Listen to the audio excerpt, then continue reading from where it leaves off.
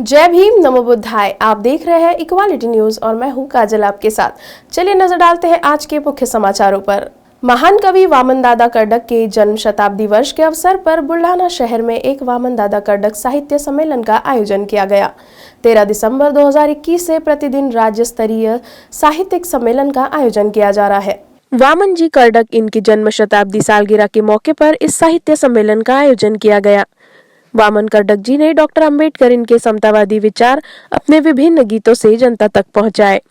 Doctor Ambedkar के जैसे ही वामन कर्डक इनका जीवन भी सर्वव्यापी था। वही बुल्ढाना जिले के साथ इनके काफी अच्छे संबंध थे, जिस कारण से बुल्ढाना शहर में ही जन्म शताब्दी वर्ष साहित्य सम्मेलन का आयोजन किया गया। वामन कर्डक के नाम से होने वाला ये पहला सम्मेलन है।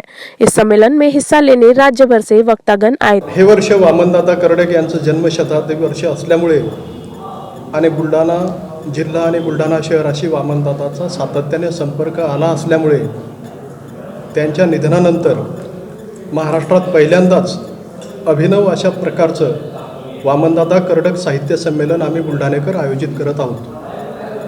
हे संमेलन दिनांक 13 फेब्रुवारी 2022 रोजी बुलढाणा शहरातील स्थानिक गर्दे सभागृहामध्ये होणार आहे। वामनदादा कर्डकांच्या कवितांवरती गाण्यांवरती अभ्यास करणाऱ्या महाराष्ट्रातील विविध विद्यापीठातल्या अभ्यासकांना, विचारवंतांना, कवी लेखकांना आणि गायकांना या निमित्तानं आम्ही बुलढाण्यामध्ये आमंत्रित करणार आहोत आणि एक दिवस वैचारिक आणि सांस्कृतिक चर्चा या बुलढाणा शहरामध्ये वामनदादा कर्डकांच्या साहित्यावरती घडवून आणणार आहोत। त्यासाठी आज या पत्रकार परिषदेचं आयोजन करण्यात आलेलं होतं। या कार्यक्रमासाठी यथावकाश कार्यक्रम पत्रिका, स्वागताध्यक्ष, संमेलनाध्यक्ष आणि इतर अनुषंगिक गोष्टींची घोषणा केल्या जाईल।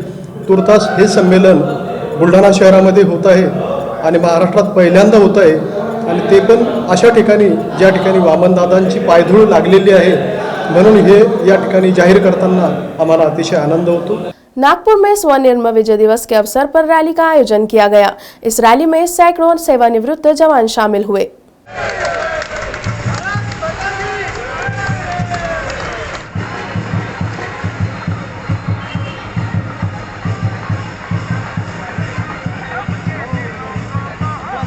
हमारी ऑर्गेनाइजेशन यानी कि अखिल भारतीय पूर्व सैनिक सेवा परिषद, इवान और एयर फोर्स एसोसिएशन, ये तीनों संस्थाओं के द्वारा इस रैली का, जिसको कि हम ग्रैंड रैली या विक्ट्री रैली कह सकते हैं, इसका आयोजन किया हुआ है।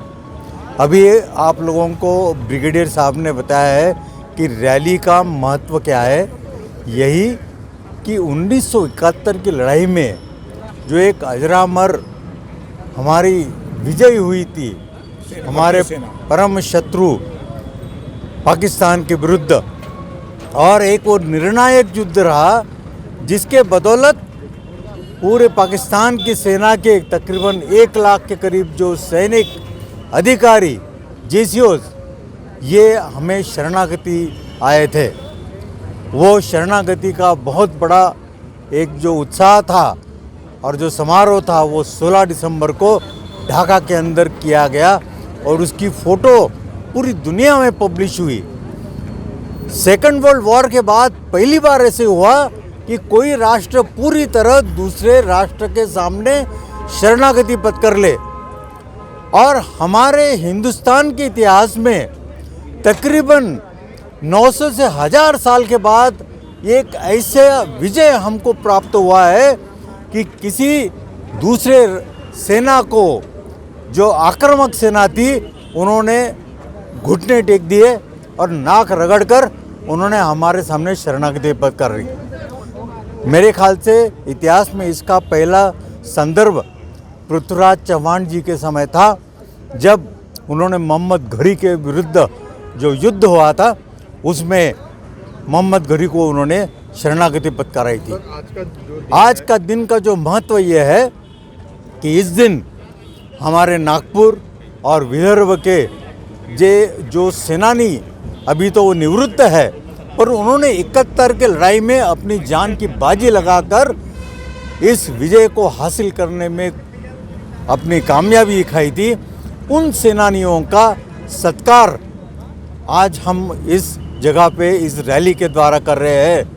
जनपद मेरठ में प्रति महीने लगने वाली लोक अदालत में आज बीए एलएलबी के फाइनल ईयर छात्रों ने लोक अदालत में अपनी सहभागिता दिखाई, जिसमें लगभग 50 फाइनल ईयर के स्टूडेंट्स ने लोक अदालत में पहुंचकर बहुत कुछ सीखा और अपना अनुभव साझा किया। अभ्यर्थियों ने सीखा किस प्रकार वाद विवाद के मामले को दो पार्टियों के बीच मध्यस्थ कर रास्ता निकाला जाए और तमाम प्रकार की प्रक्रिया को सीखते हुए लोक अदालत में अपनी उपस्थिति दर्ज कराई है। आज इस लोक अदालत में तमाम कॉलेजों के बीए एलएलबी फाइनल ईयर के छात्रों ने कई मामलों का निपटारा किया और लगने वाली अगली लोक अदालत में भी तमाम बीए एलएलबी छात्र हिस्सा लेंगे। हम लोग यहाँ कोर्ट पे विजिट पे आए ताकि हम देख सकें कि किस तरीके से कोर्ट सेशन चलते हैं और सारी चीज़ें।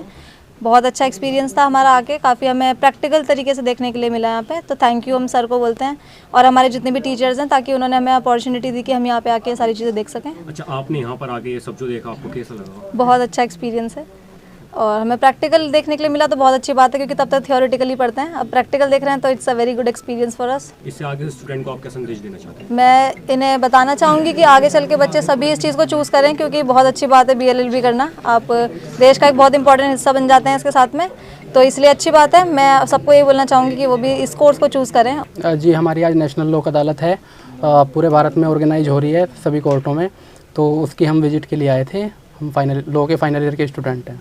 क्या अनुभव मिला है यहाँ पे आपको? जी, हमें यहाँ पे सीखने को मिला है कैसे हमारे जजेज हैं जो वो एक जो कार्यकारिणी देखी हमने यहाँ पे, और किस तरीके से मध्यस्थता कराते हैं लोगों के बीच में। देश के लिए बहुत अच्छी बात है। एज अ लॉयर या फ्यूचर लॉयर या जो भी हम जज बनेंगे, जो भी करेंगे, हमें अपने देश के लिए, अपने लोगों के लिए बहुत कुछ करना है, और वो करने के लिए ना, ये जो हमारा प्रोफेशन है, जो लॉयर जो हम बनना चाहते हैं, ये बहुत अच्छी बात है और लोगों को इनसे सीख लेनी चाहिए। यहाँ पर हमारे पास इतने सारे केसेस हैं जो पेंडिंग हैं, बहुत ज़्यादा, और इतने सारे केसेस जो पेंडिंग हैं। आज जो लोक अदालत यहाँ पर लगी हुई है, अभी एक डाटा कहता है कि जो नालसा का डाटा है वो बताता है कि 2016 से 17 के अंदर 11 लाख से भी ज़्यादा केसेस जो डिस्प्यूट उन्होंने रिजॉल्व कर दिए हैं यहाँ पर आकर। महावीर कॉलेज ऑफ लॉ के स्टूडेंट्स हैं, इन्होंने इस साल लॉ फाइनल करा है महावीर कॉलेज से, और ये यहाँ मेरठ कोर्ट में विजिट के लिए आए हुए हैं कि आज नेशनल लोक अदालत है, तो किस तरीके से लोक अदालत लगती है, किस तरीके से जजेस जो हैं हमारे यहाँ वो वर्क करते हैं। तो आप सब लोगों को हमने दिखाया आज कि कैसे लोक अदालत लग रही है, किस तरीके से यहाँ पे वर्क चल रहा है। और ये मेरठ बार एसोसिएशन का हॉल है, इसमें आए, इसमें विज़िट करी, ताकि मेरठ बार एसोसिएशन के मतलब इतिहास के बारे में लोगों को पता चले, किस तरीके से मेंबरशिप ली जाती है, किस तरीके से हमारे यहाँ वर्क होता है। करीब 50 स्टूडेंट्स हैं नियर अबाउट जो आज आए हुए हैं और स्टाफ के साथ आए हुए हैं। वंचित समाज के बच्चों को शिक्षा की धारा से जोड़ने के लिए फुटपाथ स्कूल की ओर से सांस्कृतिक कार्यक्रम का आयोजन किया गया, जहां वंचित बच्चों को शिक्षा की धारा में लाने के लिए पिछले 5 वर्षों से फुटपाथ स्कूल सांस्कृतिक कार्यक्रम इस पहल को लागू कर रहा है। बच्चों को सही मंच मिले, इसके लिए शिव वैभव हॉल, बैचलर रोड, वर्धा से सांस्कृतिक कार्यक्रम का आयोजन किया गया। साथ ही इस अवसर पर वर्धा के समाज सेवियों का अभिवादन भी किया गया, इसीलिए फुटपाथ स्कूल की ओर से ये कार्यक्रम आयोजित किया गया।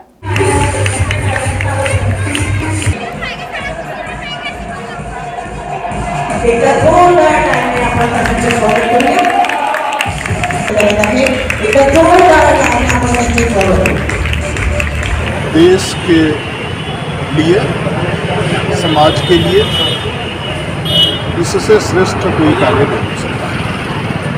जो वंचित हैं, छूट गए हैं पढ़ने और पढ़ने से, उनको आगे बढ़ाने की कोशिश, बढ़ाने की कोशिश शायद आज के काल का सबसे पवित्र कार्य है, सबसे पवित्र पूजा है। अबरी की लुगाई गांव भर की भौजाई, अर्थात कमजोर की पत्नी पूरे गांव की भौजाई हो जाती है। आज भी यही हालात मनुवादी संस्कृति में इस देश में अनुसूचित समाज या वंचित समाज का बनकर रखे हुए है। भारतीय समाज का कमरे वर्ग हमेशा उत्पीड़न का शिकार बनाया जाता रहा है। इसकी इच्छा, सोच, जज्बे का कोई मतलब नहीं है। समाज का सबल व्यक्ति इन्हें जैसे चाहो वैसे हाँकना चाहता है। जाति से दुर्लभ होना भारतीय सामाजिक व्यवस्था में सबसे बड़ी दुर्लभता या दारिद्रता है। बिहार पंचायत चुनाव में औरंगाबाद जिला के सिंगना गांव में मुखिया पद पर पराजित हिंदू जाति में श्रेष्ठ बाबू बलवंत सिंह वोट न देने की बात करते हुए एक अनुसूचित समाज के व्यक्ति को जमीन पर थुकवा कर चटवाते हुए वायरल हो रहे हैं। ये जनाब वोट न देने वाले इन वंचित समाज के वोटरों को कान पकड़कर उठक बैठक भी करवा रहे हैं। वैसे ये महोदय गिरफ्तार कर लिए गए हैं, लेकिन इनकी करतूत ने भारतीय सामाजिक कुव्यवस्था में वंचित जनों की स्थिति को जरूर उजागर कर दिया है। हम कोई भी चुनाव लड़े या यदि कोई जाति, वर्ग, समूह या व्यक्ति वोट न दे तो क्या हम उसे थुकवा कर चटवाने या उठक बैठक करवाने का काम कर सकते हैं?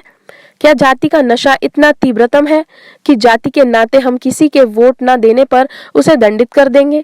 क्या जबरिया वोट लेना किसी के बाप की बपोती या अधिकार है? बाबा साहब ने जो वोट देने का अधिकार अर्जित किया था, शायद देश के मनुवादियों की ऐसी ही टेंडेंसी के इलाज हेतु था और पूना पैक्ट सदियों तक पुरानी मनुवादी व्यवस्था कायम रखने हेतु एक कुटिल चाल थी, जिसका शिकार आज भी इस देश का अपेक्षित तबका हो रहा है।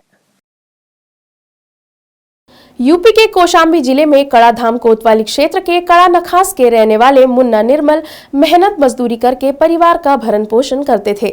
मुन्ना गांव-गांव घूमकर कुर्सी बेचते थे। इन दिनों वो पूरा मुफ्ती थाना क्षेत्र के तीरा मिल में कुर्सी बेचने गए थे। शनिवार की शाम वो शौच के लिए जाते वक्त इसी बीच सड़क पार करते समय एक अज्ञात वाहन ने उन्हें टक्कर मार दी।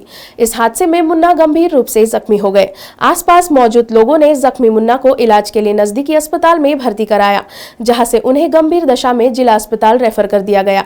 जिला अस्पताल में इलाज के दौरान देर रात मुन्ना की मौत हो गई। सूचना पाकर मौके पर पहुंची पुलिस ने शव को कब्जे में लेकर पीएम के लिए भेज दिया। घटना के बाद परिजनों का रो रो कर बुरा हाल है। मेरे गांव का एक लड़का है जिसका नाम मुन्ना निर्मल है। वो मेहनत मजदूरी करता था, गरीब स्थिति का आदमी था और उसके बाद वो कुर्सी बेचने का काम करता था। इस समय वो जो 13 मील पे धंधा करता था, 13 मील पूरा मुक्ति थाना के पास कुर्सी बेच करके आया था। उसके बाद वो शाम के टाइम लेटरिंग जा रहा था और सड़क पार कर रहा था। उसी समय पर किसी ने 4 व्हीलर से टक्कर मार कर 4 व्हीलर निकल गई। वहाँ पे वो जो जख्मी हो गया उसको ला करके जिला अस्पताल में मंजर में भर्ती कराया गया, जहाँ पे उसकी मौत हो गई। लखनऊ के निगोहा थाना के ठीक सामने करीब शाम 5 बजे क्रेटा कार और डीसीएम की टक्कर से 2 स्थानीय महिलाओं की मौत हो गई, जबकि 2 अन्य गंभीर रूप से घायल हो गए हैं। तस्वीरों में साफ तौर पर देखा जा सकता है कि हादसा कितना खौफनाक रहा होगा। स्थानीय लोगों के अनुसार क्रेटा कार में डीसीएम ने जोरदार से टक्कर मारी, जिसके चलते बगल में खड़ी 2 महिलाओं के ऊपर क्रेटा कार चढ़ते हुए खाई में जा गिरी, जिसके पश्चात 2 महिला अनीता और रेशमा की मौके पर ही मौत हो गई, जबकि 2 अन्य गंभीर रूप से घायल हो गई। घायलों को उपचार के लिए स्थानीय अस्पताल में भर्ती कराया गया है। यूपी से संवाददाता ओम प्रकाश की रिपोर्ट, इक्वालिटी न्यूज के लिए। इक्वालिटी न्यूज के मुख्य समाचारों में आज के लिए इतना ही। फिर होगी आपसे मुलाकात, तब तक के लिए आप देखते रहिए इक्वालिटी न्यूज। खबरों की अधिक जानकारी के लिए आज ही डाउनलोड और सब्सक्राइब करना ना भूलें इक्वालिटी सिनेमा ऐप को। जय भीम, नमो बुद्धाय।